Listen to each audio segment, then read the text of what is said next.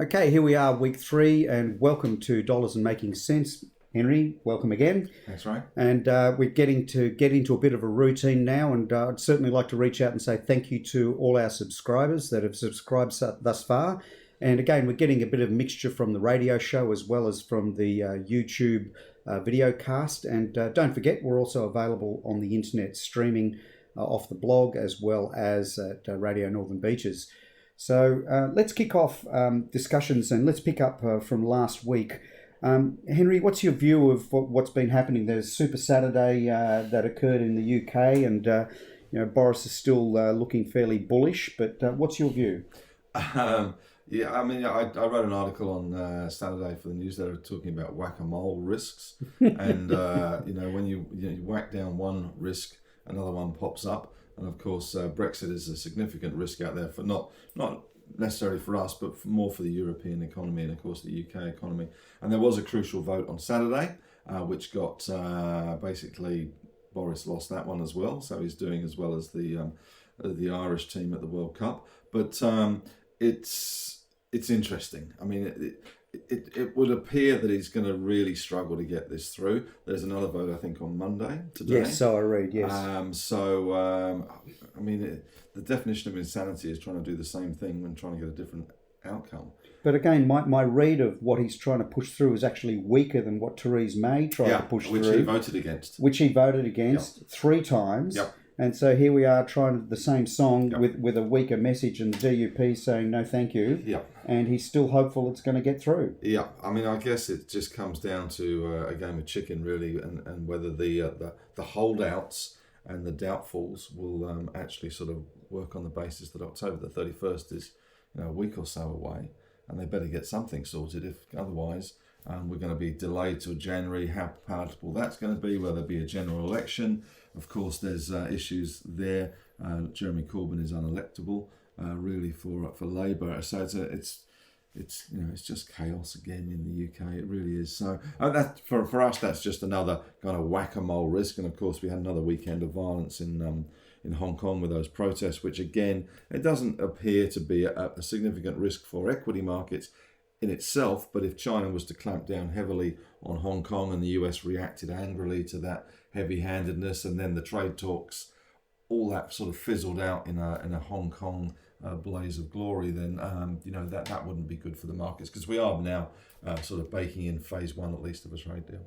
So again, we talked about Trade-Lite last week. What's your view? Do you still see that as going through?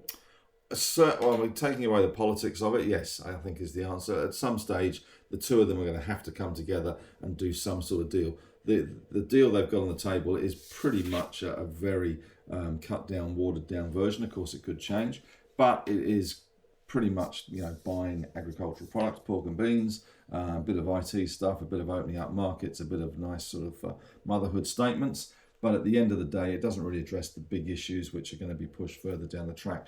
But looking at the Chinese GDP, which came out last Friday, that was the weakest in 30 years. So clearly there are some effects happening to the Chinese economy. Certainly the US economy is slowing down. So both of them need to do some sort of, at least hold the line, keep things as they are rather than escalating it further. It's a good segue, I guess, into discussions around the IMF and their warnings of a synchronized global downturn, because you've got China's numbers dipping. You've got the UK numbers are dipped. I don't know how much further below they can go right now, with a potential 7% hit on their GDP if Brexit goes through. And now the IMF's come forward and said, listen, Morrison government, your forecasts are fanciful, and they've cut those in half. So, it's nothing that I think any real economist would be surprised by. But again, we've still got a government saying nothing to see here, nothing to see here. Please look the other way. Yeah. I'm scratching my head. Investors are looking at the environment and sort of going, well, gosh, who's right and who's wrong?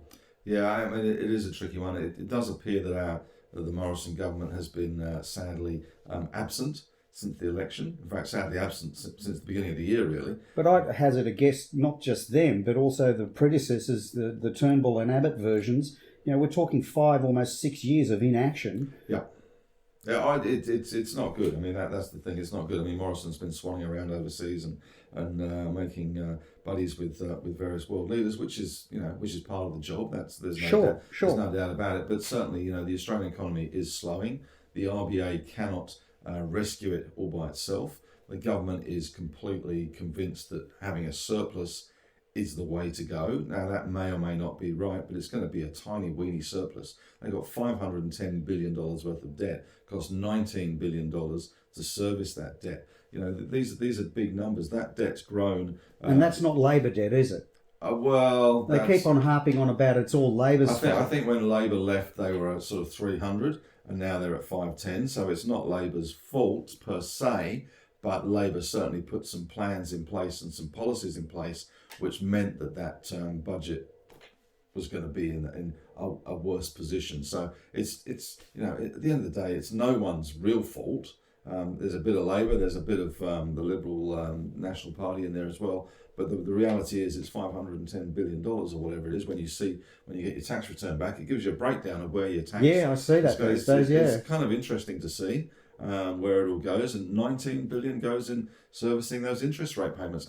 And you know what? We've got record low interest rates. No wonder the government is kind of keen that we have record low interest rates, because otherwise that servicing of the debt would be... They'd be in big trouble. They'd be in big trouble. As would most first world economies, given the level of borrowing. The US has got $20 trillion worth of debt. Oh, it's astounding. Yeah. It's just astounding. But again, I always like to bring these macro events back into micro impacts. And so for the everyday, punter, I get an Economic Weekly from the Australian Institute of Company Directors, of which I'm a member. But I like reading Mark Thirlwell's take on the economy. He plays with a very straight bat. And again, even though he represents a pretty right-wing group, being the Association of Company Directors, they are traditionally fairly right-wing. You can't sort of cast it any other way. While he's saying unemployment's sort of seasonally fallen, we're still talking about a situation where financial markets may not nudge interest rates again because of that. But again, the unspoken thing is underemployment. If we add the under and unemployment numbers together, it's still a pretty frightening number. Yeah, and a lot of people have 2 jobs, 3 jobs. They have to. They've got no choice. So, I mean, things are not great, let's face it. The index, the ASX, bringing it back to, in terms of market terms, we're 200 odd points below the all-time high. So there's still a fair degree of optimism built in. And we are seeing, at the moment it's AGM season, so we are seeing some earnings forecasts, updates, guidances, which have been, to be honest, they've been kind of where you would expect. Nick Scali, for instance, came out and said that sales of Italian sofas are not doing too well, and the trends they've seen since August have not changed in October. And so that's a discretionary spend. That's a discretionary spend, and that's despite people were buying Nick Scali on the basis that maybe we would get the housing recovery would drive sofa sales, which is kind of where it goes. Harvey Norman, a plastic-covered lounge suite recovery. Well, there is that. So in theory, Harvey Norman does well from apartment sales and all this sort of stuff. But then we had numbers out today with off the plan apartment sales, absolutely terrible in terms of resale values, in terms of people losing the money. But wouldn't you suggest that's got a lot more to do with building code? Oh, of course it has. But still, it doesn't do anything for Nick Scali. It doesn't help Harvey Norman. So, and we saw this with there was another company which has just escaped me. But again, it was even saw it with Bank of Queensland coming through with their results. Again, challenging times, headwinds, economy struggling, consumer sentiment down, business investment down. There's not a lot of confidence out there. It's hardly surprising when you get continually bombarded in the papers. Front page of every paper is news of doom and gloom, and that starts to seep into your psyche as a CEO or whatever, and you stop spending, you stop investing. Well, I don't blame them though, Henry. I mean, we've got an RBA that can't forecast. We've got a government that they've never been able to forecast. No doubt, but I mean, we've got a government that's saying we're building our surplus on the basis of growth rates that are just pie in the sky. We're never going to hit 3s at this point in time. We're lucky to be hitting 2s at best. And so that's an enormous impact when you don't grow the way you suggest you're going to grow. And that has impact on intake of dollars, tax revenues, etc. And the flow on just keeps going. It does. But at the end of the day, if the government can deliver a surplus, as far as they're concerned, That's all they care about in terms of electioneering and sort of taglines. That we delivered a surplus, even in tough times. We delivered a surplus, and they will do it by tricky means. It may be and underspend of $4 billion in the NDIS, that sort of thing. The same as they're malarkey. going. I mean, it's just ridiculous. I don't want to get into too much politics, but certainly, there's some tricky figures coming into the climate change goals as well in terms of what their carbon emissions are. So there's a lot of trickiness around. So they're not alone. Lies, damn lies, and statistics. That's the one. Yeah, so, again, according to the AICD, we're looking at a potential synchronized stagnation. I love that word, stagnation. Yes. Yeah, it has become that. I think that's but it could be easily fixed. This stagflation could be fixed overnight if China and the US said, hey, you know what? We're going to do phase 1, 2, 3. Then there would be a kind of an unleashing of animal spirits in terms of CEOs going out and saying, okay, we need to take advantage of this now. Let's move. So it's just a matter of Trump and Xi Jinping just getting around a cup of cha and working it out. Well, when you think about what's caused this global slowdown, it is primarily a function of nationalism and putting economies behind barriers and isolationism and. That's the whole basis of Trump's presidency. I know, but from his inauguration speech. But if you solve that, America first. If you solve that tomorrow, well, America first and everybody else last. That is certainly the case. But if you solve that, and it could be solved. I mean, let's face it. You walk back the golf club invitation.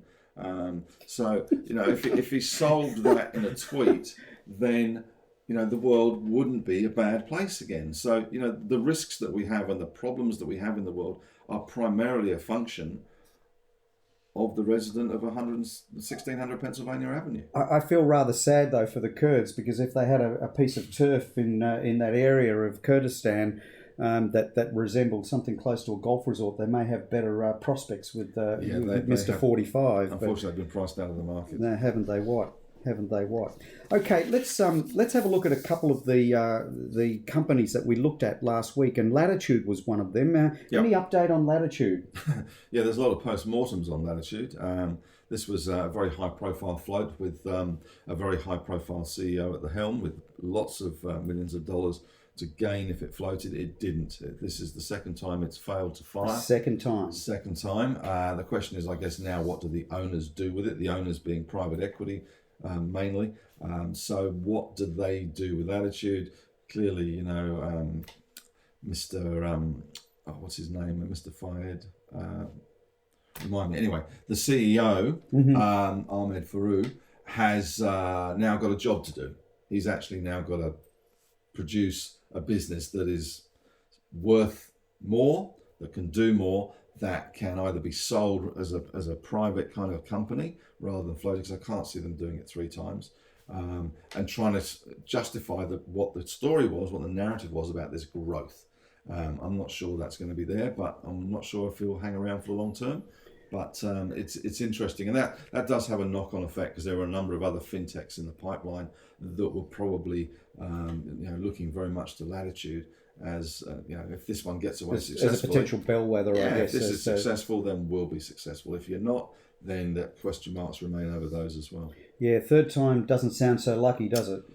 It's tricky. Yeah. One of the things that we talked about last week as well, Latitude has a credit card, and I decided to have a bit of a look under the covers. I'm a big... I actually like credit cards. I'm one of these people. I've actually had one since I was 18 years old, when they had bank cards. Remember those? And I've had more than one over that time. But over that period of time, I'm almost 60 years old. I've had a credit card virtually my entire life. And in all that time, I've only ever paid interest on a credit card once in my life, when I first got married, because I love using them, but I pay them off every month. You're one of the very few. And I'm one of the kind of clients that they absolutely hate. They hate me big time because I pay it off every month without fail, so I don't pay interest. But I had a look at the Latitude credit cards, and again, the terms and conditions around credit cards, to me, are akin to mobile phone plans. They make them so complex and gnarly that, the poor old common punter is looking at them going, I really don't sort of know what's going on. But again, Latitude are advertising no fees, no exchange rates on international transactions, They have the standard 55-day interest-free period, which is what I always look for. And then they have these extras. And one of the extras, for example, was if you're traveling and you get delayed, having a Latitude credit card will give you access to a lounge where you can go and have a shower, you can get internet access and the like. But then I had a look at the fine print. Yeah, buyer beware. And it's no different to the kind of travel insurance clauses that are offered in these credit cards. I simply look at people and say, you know what, if you get the chance to ever claim these kind of perks that they provide, good luck, because I think that the kind of terms and conditions around how long the delay is, where the delay is the airport lounge that you're in actually participates in this program scheme or not. It's like, every Kentucky Fried franchise has these little givers, but the little fine print says, but not all franchises has the opportunity. So again, my big thing, when I look at anybody that offers no fees on exchange rates, you know what, you can go to the airport today and exchange your money there, and they will have big signs that says no fees. But what I would also suggest to you is that if you're buying an American dollar, for example, at the airport today, you'd probably pay 64 cents to the dollar there, whereas at the high street bank in town, you're paying 67 or 68. Nobody pays attention to the rate because that's where they're making their margin. And again, yes, no fees, ... but my exchange rate is crap. And so I think when I look at the Latitude credit card, I look at it, it's 23.99%. So again, if you overspend and can't pay, you're in big time, and that 55-day credit-free goes until you pay the entire amount off. And this is where the kind of financial advising I've done in just helping people through their budgets, and they don't understand their credit cards. The most basic of credit facilities that are out there today, and everybody has one. They don't understand them. And believe me, it's a great grab for these guys because they're making tons of cash on fees. Consumers, that's you. So read the fine print. It's really, really important. So Latitude's credit card, for me, no different. All these freebies there, I don't think they're all that free. And all the no fees, they're going to make you pay somewhere else. They can't afford not to. Okay, so that's Latitude. We also talked about Praemium PPS.AX. Yeah. This is a platform provider for self-managed super funds and people who run separately managed accounts like we do. That's right. That's the fintech platform, right? Yeah, fintech platform. They've got a big business in the UK which has been struggling, and they have been rallying, I guess, recently. They hit rock bottom. The numbers of the funds under management have been coming in quite positively, but markets have been a little bit suspicious of it. It was a previous high flyer. A lot of these platform stocks have been high flyers, the Bravura, the Hub 24s, the Netwealths, the Praemiums. It's a function of the Banking Royal Commission to some extent because of all the problems with the banks. People have used that as an excuse to take their money out and put it elsewhere and manage their own affairs and put it off these sorts of platforms. So the stock's been doing relatively well. It's been going slightly higher every day. And I think last I looked it was around 55 cents. So it's been doing okay, not spectacular. And I suspect that any bad news about Brexit will kind of take some of the optimism out of that because they have got a big UK business, and they were hoping, and the market was hoping that if you got Brexit out of the way, then maybe the UK will sort of perk up. Interestingly though, even when you look at the UK economy, which may take a hit because of Brexit, their index is still pretty close to all-time highs. Yeah, but again, that's more a factor of money looking for a better home than sitting in a bond. That's always the way. Yes. Okay, interest rates go down, equities go up. It's a natural course. You're looking for a better yield. Yep. Okay, good. Okay, also one of the biggest companies in the world that's have they floated yet? Aramco? No, and I think they've delayed the float again. Aramco is the Saudi Arabia's big oil company. Yep. Oil company basically, which has the biggest oil reserves in the world. They are looking to float a tiny, weeny portion. You mentioned last week 5%. I think they were even talking about 2%. Wow, only 2%. But it would value the company, and that's the important thing, at around $2 trillion. It would be the biggest company by some in the universe. That's double. So it's a big deal. There's a lot of people lining up for this float. Obviously, there's a lot of exchanges still vying for this float. And floats just on the fees alone. Yeah, floats are a relative term because there's not really much of it floating. 2 to 5% maybe, but at least it will give some sort of valuation to that from their perspective. But the harsh reality of those kind of IPOs, Henry, do the everyday punter actually get a view of it, or is it really going to the institutions that get a play at that kind of IPO? I don't know if the everyday punter will get much of a look in. If you're a relatively big punter and you've got a good connection with a broker, maybe. But and it depends how lucrative the float actually looks. If at the end of the day, if you get offered an IPO as an everyday punter, usually there's some issues with the IPO. There were lots of people offering Latitude towards the end of the process. So sometimes you don't want to be offered the IPO because what's wrong with this? It's like you're looking at why haven't the institutions lined up? Yeah, well, that's exactly. But if the purpose of the float is to broaden its shareholder appeal globally, then it may be that you do get a look in. Who knows? But But it always is the case. Buyer beware, right? IPOs always, but we've seen some pretty successful ones recently. I must tell you as well, Henry. I was meeting with one of my regular discussion group attendees, and he's also a client of mine. But he actually listened into your piece last week, and he just laughed. He says, "I like Henry's view about the glossy brochure. The glossier, the more wary you got to be." Yeah. And I thought I'd feed that back to you because that's going to be one of Henry's classics. We'll put that up in lights. You've always got to be careful. Smoke and mirrors. It's the screen in The Wizard of Oz. You just got to be careful. And again, we're at that point in our program. Maybe you might want to read this just to make sure that people understand. Yeah, thanks for listening to Dollars and Making Sense. We're a weekly program about finance, money and investing. The views, comments and opinions aired during our program should not be construed or viewed as financial advice. Obviously, any comment is general advice only and does not take into account your objectives, financial situation or needs. And so you should consider whether the advice is suitable for you and your own personal circumstances. So if you're in any doubt, please contact your own financial planner or advisor. Absolutely. And again, we will continue to disclaim early and often because, as we say, these are our opinions, these are our views. But if you are going to make any kind of investment, please get some advice. Ask around. It's sometimes good to just check. And again, I love referring back to the Dick Smith IPO. When a hedge fund came along and magically within 6 months they doubled in value, and I was scratching my head and.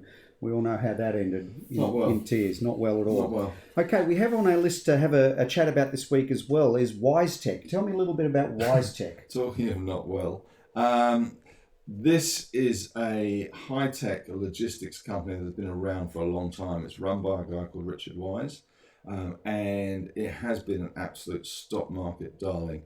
It's got a PE of 120 odd. Whoa! It's not cheap, and it has done a string, and I mean string, of acquisitions across the globe of small logistics software providers. Are they an Australian company? They are an Australian company, but they've been buying little businesses, little logistics providers, software providers in different countries, obviously for their own in-country expertise. Now, all was going well. All was going fabulously well until last week. And last week, a company called OTG Capital, which is based in Beijing, which is important to bear in mind, issued a report, and they are an aggressive short seller of WiseTech, and the report ran to 29 pages, which basically questioned the WiseTech accounts and their whole methodology, their whole auditor, pretty much everything, the whole business. The stock, this report was solely for their clients, not supposed to be distributed, but of course, boing, it's the cat's out of the bag. The stock dropped 10-11% within half an hour. The stock exchange suspended it. That's probably a wise move, yeah. Which was a wise move. No pun intended. No. I wrote a big article on this on Friday, a little bit contentious, about short sellers and these aggressive short selling funds and the work they put in, etc. Whether it's right or wrong, people have their own views about short selling. But I wrote a kind of a controversial article. I'm surprised I didn't get much pushback, to be honest. But on Friday night, WiseTech came out with a 4-page rebuttal to all the allegations. Evans and Partners as well, a broker, put out a research piece, still valuing WiseTech at over $35, and all was going to be right with the world. Monday morning they opened, they fell 10% on the open. So clearly the 4-page rebuttal wasn't enough. No. And also the fear was that J Capital would come back with part 2. The stock rallied, it was down around 4% after about half an hour. So there were some buyers looking for value. Then the rot set in again, and once again we saw the stock slide, and it was down 12% when they got suspended again. And there was another report put out by J Capital. Remember their Beijing base. Another confidential one, right? Another confidential one, which I got within a second of that just so happened to be on the internet, which, right. Actually, this time ran to 33 pages. 33 pages? And My I word. got to about page 25 and thought, oh, this isn't good. But was it accurate?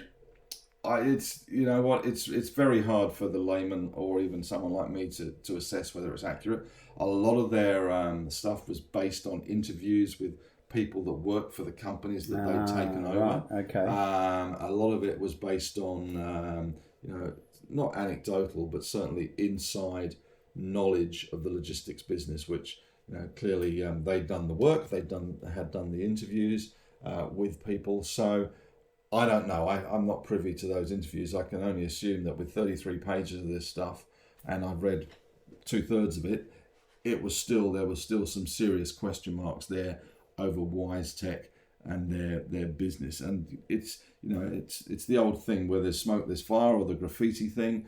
And clearly this morning the market wasn't impressed with the 4-page rebuttal. They were still down 10% before this report came out. Right.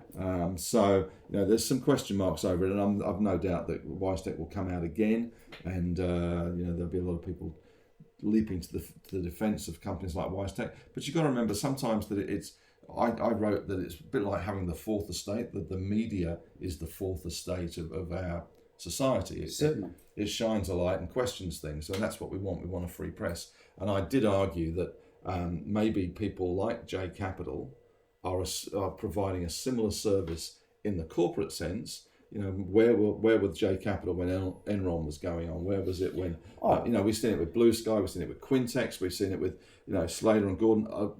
We're not exactly, we haven't got a great track record here. So no, and again, when you're trading on a PE of 120, and again, for those that understand, a price earnings ratio means that, there's an expectation of 120 times. Yeah.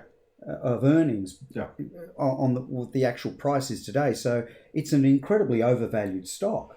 It is, and it is based a lot on growth, clearly. I mean, that's the whole point but that's of this. Future growth. And the question marks that J Capital put in is that this growth is actually overstated. Therefore, the 122 PE is massively overstated. So it remains to be seen whether who's right, who's wrong. It goes to credibility, it goes to integrity, it goes to a lot of issues. And these guys, they are usually domiciled overseas because they aren't subject to the same rules and regulations. Most companies here, if you were UBS or whatever, or a Macquarie and you were doing a research piece, you would run the research piece past the company to make sure that all your numbers, your models... Well, you're validating the data points, I guess. But again, over the weekend, Wise management had the opportunity to rebut. And if after a 4-page rebuttal, the market sort of sat back and went, not so convincing. Well, that's the problem. And you always know that there's going to be a part 2. You don't go out and attack a company like WiseTech or an Afterpay or a Quintus or whatever company you're going to attack, or a Blue Sky, without having part 2. And I'm no doubt there'll be a part 3 because it will just go back and forth. It will. And so for investors in WiseTech at this point in time, what's your feeling? What do you think they should be doing? Well, they can't do anything as far as the stock market It's still goes. suspended? It's going to be suspended probably till Wednesday, they've said. You're in for a volatile ride. And the problem is that once... once there is a smell about a company, it does take a while. We saw it with rural funds. They came under attack by one of these sort of hedge funds, short sell, aggressive research kind of driven people. Sure. And the stock dropped like a rock. They rebutted it and got pretty good response from the rebuttal. It was a pretty good and sensible rebuttal. Stock price rallied back up, not to where it was beforehand, and then has kind of drifted off, flatlined since then, and now it's lawyers at 10 paces. I suspect that will be the playbook. And again, just please question my basic maths. So if WiseTech, for example, within the next sort of couple of weeks come out and double their earnings, okay, theoretically, their PE still only halves. It's still at 60, correct? If my maths is correct. Yep. It's still pretty robust PE number that we're talking about. It is. Yes. And so that's really the difficulty. Even if they come out with earnings, it's going to be hard to sort of stand up and say we're worth what we're currently trading at. Yeah. I mean, the problem with WiseTech, and there has been two schools of thought on this, and I've kind of fallen into the latter camp. The first school of thought says, these guys are geniuses, and all the roll-ups, all the companies they're taking over are really good at acquisitions, and it's all working fine. My concern has always been throughout all this is that you do acquisition after acquisition after acquisition. It's a big thing to do acquisitions. Whether it's a $3 million acquisition, 20 or 100. The paperwork's going to be the same. It's just a money number that changes. And the integration issues are still going to be the same. And there you highlight a good point. And part of my background, I came from the IT industry before I came into finance, and I used to work for a company called Cisco. Remember those little guys? Yeah. The makers of the internet. Now, I was actually part of an acquisition. We got acquired by Cisco. And in that particular year, in 99, Cisco acquired 7 or 8 companies, and they were just doing it on a roll. Yeah. What they never told you about, though, 12, 18 or 24 months later, they either trashed the technology, the people left in disgust because the culture wars and the mismatches or the like. Yep. Acquisitions are unbelievably difficult. They are. And WiseTech hasn't done 7 or 8. They have done 25. In a short period of time, since IPOing, since coming to the market, they have done a huge amount of acquisitions. And the basic premise that J Capital is saying is very similar to what you're saying. It's extraordinarily once they hard. come in, integration is a problem, staff leave, customers leave, the new product's not up to scratch, they can't, there's lots of issues. And this is the same we saw with ABC Learning pre-GFC. It was acquisition of childcare centres after childcare centre after childcare. There's a risk with these roll-ups. We've got a situation even with one of the companies I've used, MYOB, when they took in Sol 6. We're talking disparate technologies, and they're trying to mesh them together. Different development teams, different customer service. All of a sudden, they bring them into a love-in, and they say, "Hi, we're all one." And they're looking around going, "Well, gee, you don't look like me, and I don't look like you." And just because we've got the same banner, and Telstra has had exactly the same problems. I mean, the number of acquisitions that Telstra have gone through and failed miserably at it's extraordinarily difficult. Again, that's a good segue, because I actually have Telstra on my list of discussion points. Oh, really? Yes. I know you're a small cap guy, but I was just curious because there was an interesting piece during the week about Telstra and whether they could be worth less than $2. And I just checked their ticker before we came on air, and they're trading at around 365. So if we halve that to $2, a lot of mums and dads are going to be pretty darn concerned. Yeah, I don't know the premise of his argument why they're NBN transition costs is primarily his big thing. Right. Still a lot of money in mobile, and the margins are holding up quite well. But the bottom line of the mainstay of Telstra's business is walking out the door to the NBN. Well, the NBN is rubbish. Let's face it, the NBN is terrible. Having spent some time in the UK, working from there with their internet compared to our internet, they are head and shoulders above where we are, and they think they're backward. So, too many countries are saying the same about our NBN. Oh, it's shocking. It's shocking. If it rains in our house, we get the little spinny thing and the buffer and the whole spinny wheel thing, the rainbow of death. The big driver of Telstra, the big driver of Telstra growth is 5G. That is the core of Telstra. They have a big hole in their earnings because of the NBN.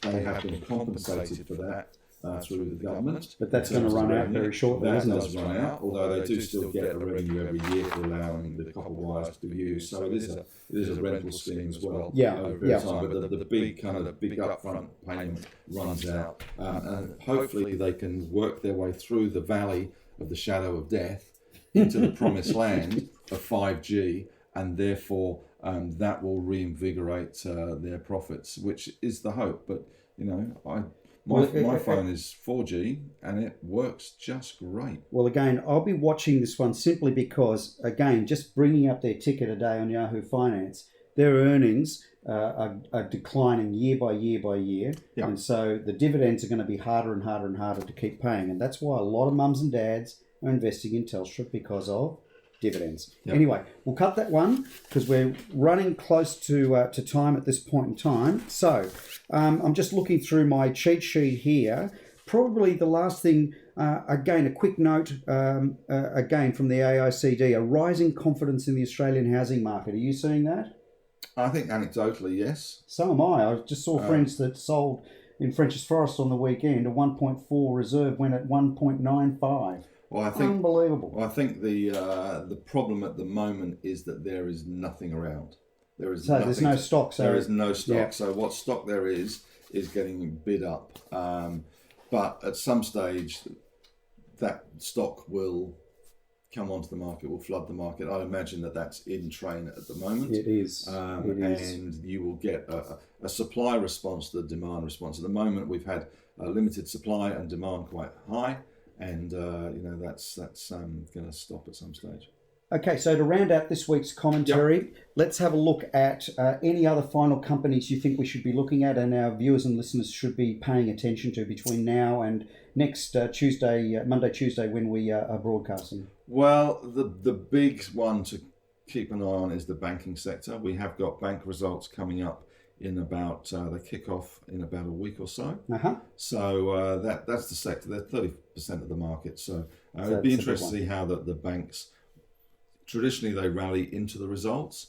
And there's a lot of bad news in the banks already. And hopefully that bad news is in the results. But that's going to be the key to our market. And if we can get some sort of trade resolution and the banks do okay-ish, Santa Claus rally could be unleashed. Okay. But at the moment, it's a lot of fence sitting. All right, so that wraps us up for this week. Henry, again, thank you so kindly for dropping by and spending some time with us at Dollars and Making Sense.